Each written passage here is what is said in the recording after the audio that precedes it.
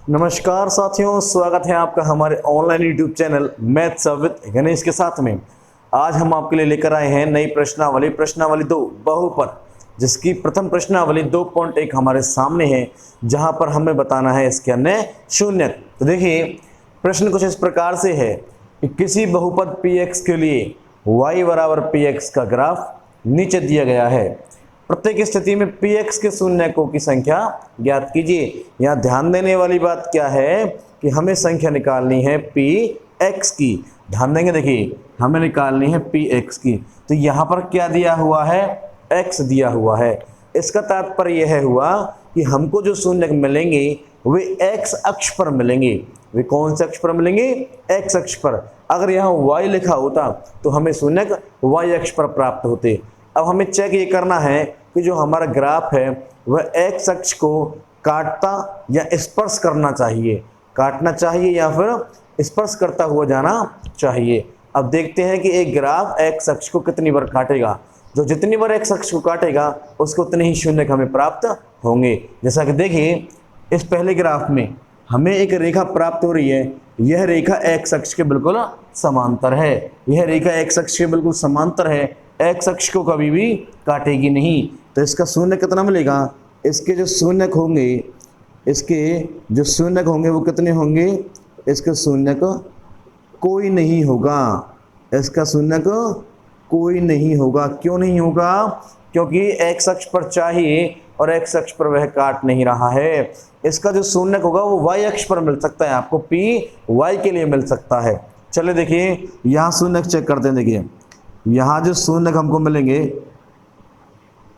देखिए यहाँ जो शून्यक हमें मिलेंगे वो x अक्ष को कितनी बार, देखिए यहाँ काट रहा है, x अक्ष को ये काट रहा है। यहाँ पर इसने इस x अक्ष को काटा है, एक बार काटा है। तो इसका तात्पर्य क्या हुआ? शून्य कितने मिलेंगे? शून्यक हमें मिलेगा केवल 1।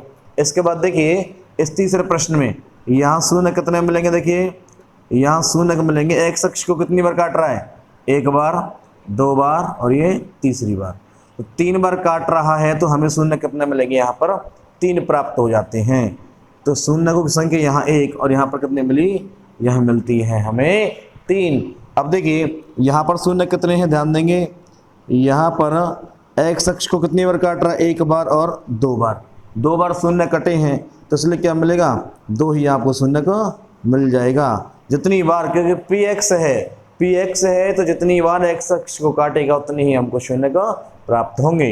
देखिए यहाँ पर x अक्ष 1 बार, 2 बार, 3 बार, 4 बार। तो शून्य कितने प्राप्त होंगे? शून्य प्राप्त होते हैं हमें 4। यहाँ पर शून्य प्राप्त होते हैं 4।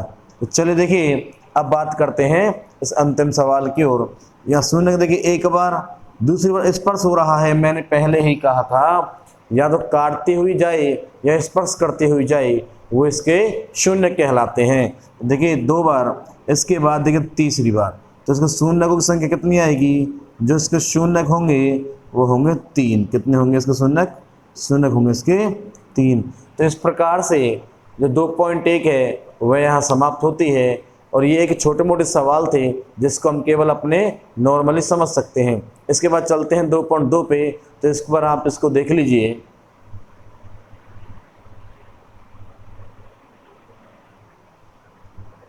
चलिए साथियों, अब चलते हैं प्रश्नावली 2.2। 2.2 के सवाल नंबर 1 की ओर, जिसमें लिखा हुआ है कि निम्न द्विघात बहुपदों के शून्य ज्ञात कीजिए और शून्यकों के गुणांकों के संबंध की जांच भी हमको करनी है। तो सबसे पहले मैं आपको जांच के बारे में कुछ बताता हूं और द्विघात के बारे में अपन थोड़ा बहुत पढ़ लेते हैं। देखिए द्विघात समीकरण का जो मानक समीकरण होता है उसके बारे में चर्चा करते हैं। देखिए मानक समीकरण होता है ax² plus bx plus c। आप ध्यान देंगे, इस मानक समीकरण से आप एक बात तो समझ पा रहे होंगे, जो a का मान है वह होगा x² का गुणांक, वो भी चिन्ह सहित। ये याद रखें, इस चीज को चिन्ह सहित होना चाहिए। अगर प्लस का चिन्ह है तो प्लस का मान होगा और माइनस का चिन्ह है तो माइनस का मान होगा। तो देखिए b का क्या मान होगा? b होगा x का गुणांक। x का गुणांक कैसा होगा? चिन्ह सहित लेना है अपने को। अब देखिए c होगा वो अचर गुणांक होगा। क्या होगा? अचर गुणांक। और ये जो तीनों को तीनों हैं वह अपने चिन्ह सहित होने चाहिए। कैसा होना चाहिए? चिन्ह सहित। चिन्ह सहित का तात्पर्य आप समझ रहे होंगे कि प्लस है तो प्लस, माइनस है तो माइनस। अब देखिए जो जांच होती है उसके लिए क्या सिस्टम है। अगर शून्यकों को हम बात बोलते हैं अल्फा और बीटा से, शून्यकों को हम किससे डिनोट करते हैं? अल्फा और बीटा से। तो जो जांच होगी वह होगी अल्फा प्लस बीटा बराबर, अगर अल्फा प्लस है तो यहाँ आएगा माइनस और बी बटे ए। इसके बाद एक दूसरी जांच होती है अल्फा गुणा बीटा बराबर होगी सी बटे ए की। ध्यान देंगे इन दोनों की सहायता से हम इसके शून्यकों की जांच करते हैं। तो देखिए अब बात करते हैं इस प्रश्न की ओर। देखिए यहाँ पर अब बात करते हैं इस प्रश्न की ओर। तो यहाँ बराबर में पहले लिखना पड़ेगा आपको 0। नियम होता है बराबर में, क्योंकि शून्य निकाल रहे हैं तो शून्य निकालने के लिए बराबर शून्य लिखना अनिवार्य है। तो देखिए बराबर शून्य लिखते हैं, यहाँ इसको 1 नाम देते हैं, यहाँ इसको 2 नाम देते हैं और यहाँ इसको 3 नाम देते हैं। एक ध्यान रखना, ये जो शून्य निकलेंगे वो गुणनखंडों की सहायता से निकलेंगे। तो गुणनखंडों से अगले स्टेप को क्या बोलते हैं? शून्य बोलते हैं। जैसे मान लीजिए हमारा निकलता है x + 3 और x + 2 बराबर 0, ये हमारे गुणनखंड कहलाते हैं। लेकिन जब गुणनखंडों को शून्य के बराबर में लिख करके हम मान प्राप्त करते हैं तो यह अपने शून्य कहलाते हैं। क्या कहलाते हैं? शून्य कहलाते हैं। और इन्हीं शून्यकों को हम अल्फा और बीटा से डिनोट करते हैं। तो चलिए देखिए यहाँ बात करते हैं 1, 2 और 3। गुणनखंड के लिए क्या करना होता है? पहले वाले का और तीसरे वाले का गुणा करते हैं। देखिए पहले क्या अंक मिल रहा है? कोई अंक नहीं है, इसलिए 1 अंक मानते हैं, गुणा। तीसरे में क्या अंक है? 8। 8 ले लीजिए। देखिए 8 एकम 8, तो 8 किस पर मिला? गुणा पर मिला। किस पर मिला? 8। 8 अपने को मिल गया गुणा पर। इसके बाद देखिए बीच में क्या है? -2। बीच में क्या प्राप्त हो रहा है हमें? -2 प्राप्त हो रहा है। -2 ये लिखेंगे जोड़ या लिखेंगे घटा पर। किस पर? जोड़ या घटा पर। अब देखिए बात करते हैं, हमें ऐसी 2 संख्याएं चाहिए जिनका गुणा करने पर 8 मिले। देखिए और जोड़ने पर क्या मिले? जोड़े या घटाए कितना मिल जाए? अपने को 2 प्राप्त हो जाए। तो नॉर्मली हम जानते 4 दूनी 8, तो गुणा पर 8 मिल रहा है और 4 में से 2 घटाएंगे तो हमको कितना मिलेगा? 2 प्राप्त हो जाता है। तो हमने लिखा 4 और 2। देखिए यहाँ पर किसका चिन्ह है याद रखना चाहिए। चिन्ह हम केवल बीच वाले का लेते हैं। तो बीच वाले में क्या चिन्ह? माइनस है। तो इन दोनों में जो बड़ा होगा उसी से पहले क्या आएगा? ये माइनस आ जाएगा। तो देखिए 4 से पहले क्या आ गया? माइनस। अब हम लोग जानते हैं कि 4 में से 2 घटाएंगे तभी तो 2 प्राप्त होगा, जोड़ने पर तो नहीं होगा। तो ये घटेगा कब? जब एक माइनस तो दूसरा क्या होना चाहिए? प्लस होना चाहिए।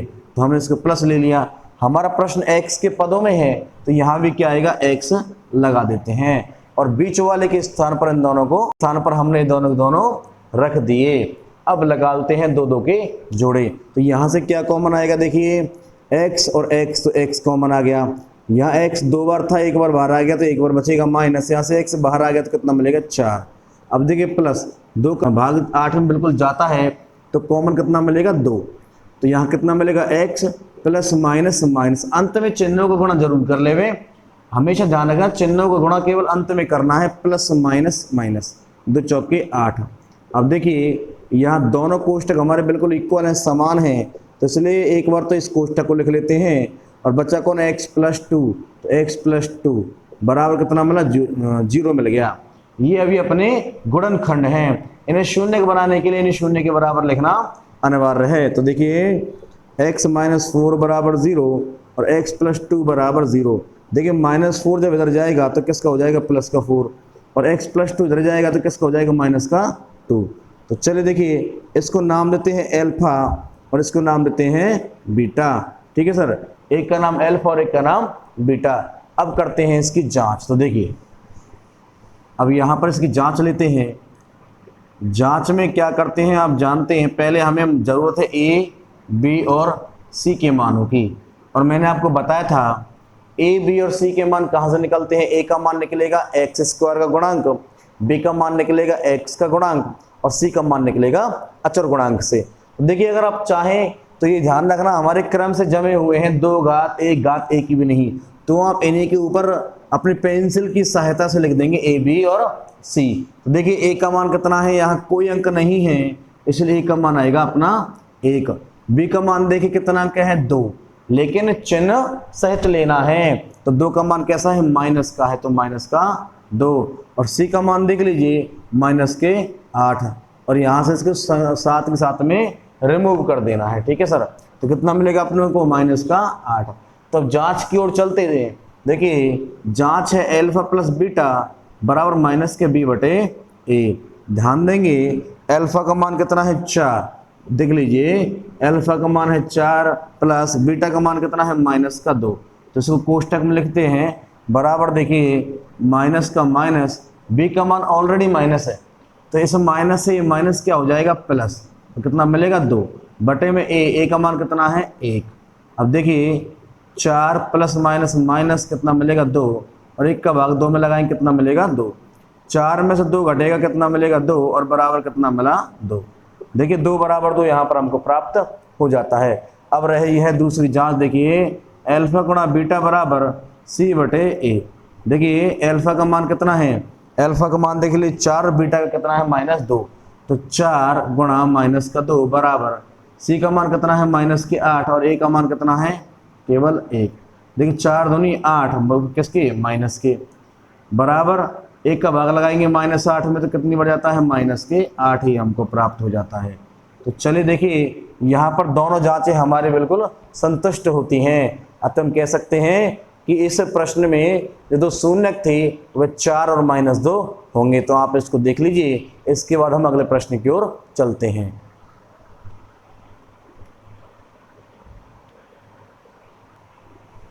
चलिए साथियों अब चलते हैं प्रश्न नंबर 1 के दूसरे सवाल की ओर। देखिए किस प्रकार है, 4s² - 4s+1। सबसे पहले ये सुनिश्चित कर लीजिए कि जो घातें हैं वह घटते क्रम में होनी चाहिए। देखिए 2 घात फिर 1 घात और 1 भी नहीं, तो बिल्कुल सही है। अब देखिए गुणनखंड के क्रम में चलते हैं, 1 2 और यहाँ पर 3, तो हमारा वही क्रम कि पहले का और तीसरे का गुणा करते हैं। देखिए पहले क्या है 4 और तीसरे में क्या है 1, 4 एकम 4, तो गुणा पर कितना मिलता है अपने को 4 मिल गया गुणा पर। अब देखिए बीच में कितना है माइनस का 4, कितना है माइनस का 4, और माइनस के 4 को क्या लिखेंगे जोड़ या घटा। तो ऐसी 2 संख्याएं बताइए जिनका गुणा करें तो अपने को 4 मिले और जोड़े घटाएं तो अपने को 4 मिले, तो 2 दूनी 4 और 2 और 2 4, तो बिल्कुल क्या मिलेगा 2 और 2। देखिए हमने पहले ही तय किया था कि जो चिन्ह है वो बड़े वाले पर आएगा, लेकिन यहाँ पर कोई भी बड़ा नहीं है, दोनों के बराबर हैं, दोनों पर ही ये माइनस चिन्ह दे दिया जाएगा। और अभी यहाँ पर देखिए जो पद है वह s के पदों में है, जो हमारा समीकरण है वह s के पदों में है, तो यहाँ भी क्या आएगा s और यहाँ भी क्या मिलेगा s अपने को प्राप्त हो जाता है, या हम यहाँ पर s लगा देते हैं। तो देखिए अब बात करते हैं बीच वाले के स्थान पर इन दोनों को रखते हैं, तो s² माइनस के 2s माइनस के 2s और प्लस का 1 बराबर कितना मिलेगा अपने को 0 यहाँ पर मिल जाता है। तो देखिए अब 2 2 के जोड़े बनाते हैं, तो यहाँ से 4 का भाग 2 में नहीं जाता, 2 का भाग 4 में बिल्कुल जाता है, 2 कॉमन आ गया, s का भाग s में बिल्कुल जाएगा, तो यहाँ छोटी घात कौन है 1, तो s का 1 घात कॉमन आ जाती है, 2 दूनी 4, s की घात 2 है, एक बार बाहर आ जाएगी फिर भी एक बार बचेगी, -2s का 2s पूरा पूरा बाहर आ गया, तो क्या बचे केवल 1 बचेगा, माइनस देखिए अब यहाँ 2s और यहाँ 1 कोई कॉमन नहीं आता, जहाँ कोई कॉमन नहीं आएगा वहाँ केवल 1 कॉमन आएगा। देखिए 2s का 2s, अंत में चिन्हों का गुणा बहुत जरूरी है, माइनस प्लस माइनस 1 एकम 1, देखिए बराबर आएगा 0। दोनों कोष्ठक अगर समान है तो हमारा बिल्कुल समान फैक्टर है, सही फैक्टर है, -1 और यहाँ भी 2s - 1 बराबर कितना मिला 0। अब ये गुणनखंड है, इनको शून्यक बनाने के लिए 0 के बराबर रखते हैं। देखिए 2s - 1 बराबर 0, 2s - 1 बराबर 0। देखिए s का मान निकालेंगे तो क्या करना पड़ेगा, देखिए या माइनस के एक पक्षांतर होगा तो प्लस का एक, और 2 गुणा में है, इधर जाएगा क्या हो जाएगा, भाग हो जाएगा। इसी प्रकार देखिए s का मान कितना मिलेगा, 1/2। इसको नाम देते हैं अल्फा 1/2 और इसको नाम देते हैं बीटा बराबर 1/2। तो चलिए अल्फा और बीटा के मान हमको यहाँ पर प्राप्त हो चुके हैं। अब बात करते हैं हम हमारे जांच की। तो देखिए जांच के लिए सबसे पहले ए बी सी के मान लिखने हैं, ए बी और सी। ए का मान देखिए यहाँ पर ए का मान क्या है, ए बी और सी लिख दीजिए। ए का मान कितना है, 4 है यहाँ पर, तो ए का मान कितना मिला, 4। बी का मान कितना है, -4 है, देख लीजिए यहाँ क्या मिला, -4। और सी का मान कितना मिला, +1, तो सी का मान कितना मिल गया, 1 यहाँ पर प्राप्त हो जाता है। तो चलिए देखिए अब जांच की ओर चलते हैं। तो अल्फा प्लस बीटा बराबर -b/a और अल्फा गुणा बीटा बराबर c/a। आई होप कि आपको ये फॉर्मूलेस अब तक तो याद हो चुके होंगे। तो देखिए अल्फा का मान है 1/2 प्लस बीटा का मान भी कितना है, 1/2 बराबर देखिए माइनस का माइनस बी का कितना मान है, ध्यान देंगे देखिए बी का मान है -4। इस माइनस से माइनस ऑलरेडी क्या हो जाएगा, प्लस, और ए का मान भी कितना है, 4। देखिए जनरली कभी कभी हम हर बार लेसे लें, ये जरूरी नहीं होता। ये इसको बोलते हैं आधा और प्लस आधा, आधा और आधा कितना होता है, 1 होता है। तो कभी कभी हमें अपनी जो व्यवहारिक गणित है उसका भी प्रयोग करना चाहिए। तो देखिए 4 एकम 4, तो ये भी कितना मिला, 1 मिल जाता है। और 1 बराबर 1, इसका तात्पर्य है कि प्लस वाला जो अपना जांच है, प्लस वाली जो अपनी जांच है वह यहाँ पर बिल्कुल सक्सेस है। देखिए अल्फा का मान कितना मिला, 1/2 गुणा बीटा का मान कितना मिला, 1/2 बराबर सी का कितना मान है, सी का मान है हमारा 1/a का कितना मान है, a का मान है 4। देखिए 1 एकम 1, 2 दूनी 4 बराबर कितना मिला, 1/4। देखिए इस प्रकार से यहाँ पर हमारे सवाल कंप्लीट होता है। तो चलिए आज के सेशन को हम यही समाप्त करते हैं। इसके बाद इसके आने वाले जो 4 प्रश्न हैं और इसका दूसरा वाले प्रश्न जिसमें भी 5-6 सवाल हैं, उनको हम नेक्स्ट वीडियो में करते हैं। मिलते हैं कल। आप हमारे साथ इस तरह से बने रहें, और आपको बने रहने के लिए बहुत बहुत धन्यवाद। इस वीडियो को ज़्यादा से ज़्यादा शेयर करें, सब्सक्राइब करें। Thank you, keep supported.